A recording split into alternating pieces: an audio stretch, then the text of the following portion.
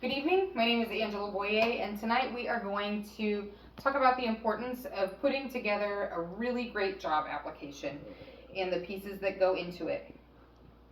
The first part that we're going to talk about is a cover letter and the composition as well as the formatting and the importance of making sure that those things are packaged together to represent you on paper the best way possible to your potential new employer.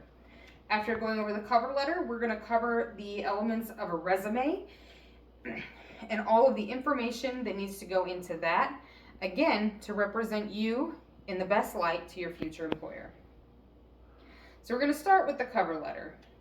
And the first thing is going to be that composition and how to build that cover letter.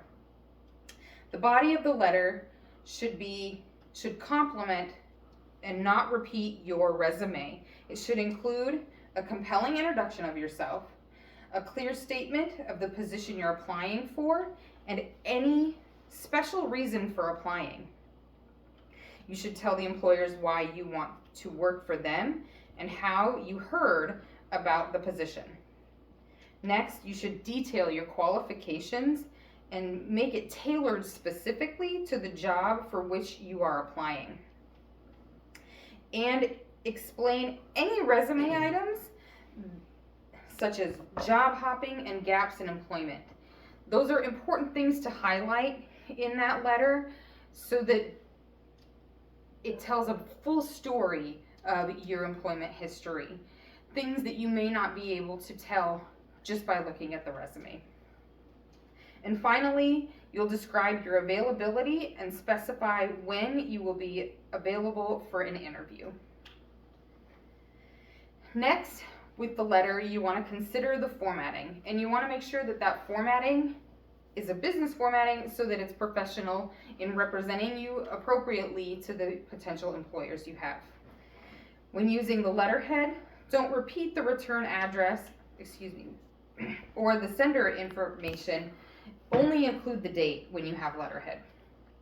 Also, observe the instructions that are included in the job listing and make sure that you address that letter to the appropriate recipient.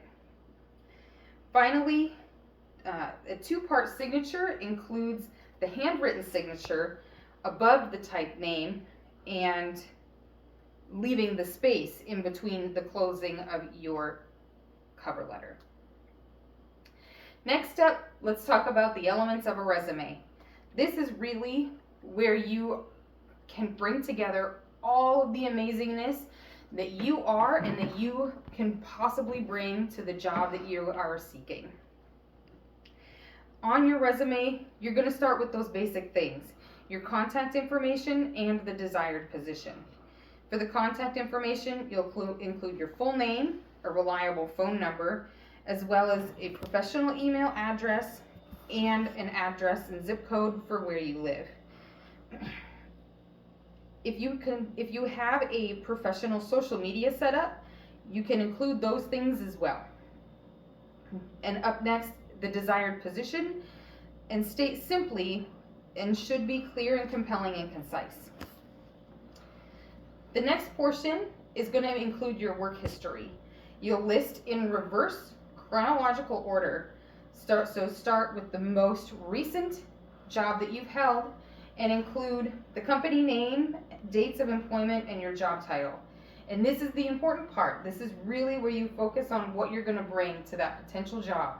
And you're going to highlight 3 to 5 very specific accomplishments. Following your work history, you'll include your education history.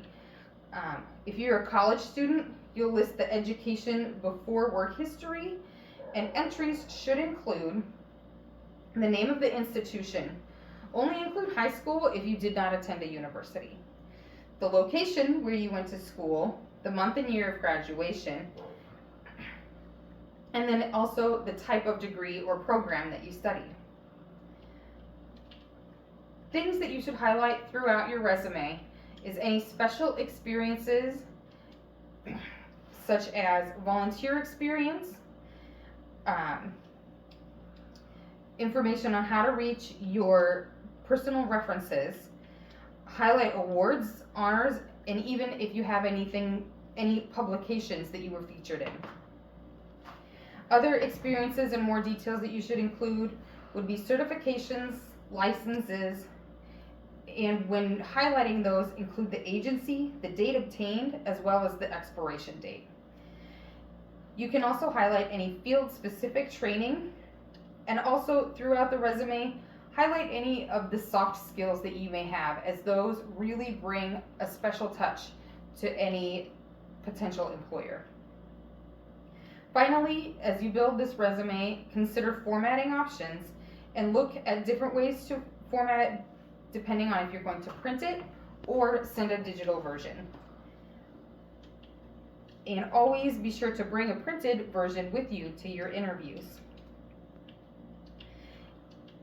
Thank you for your time and have a great night.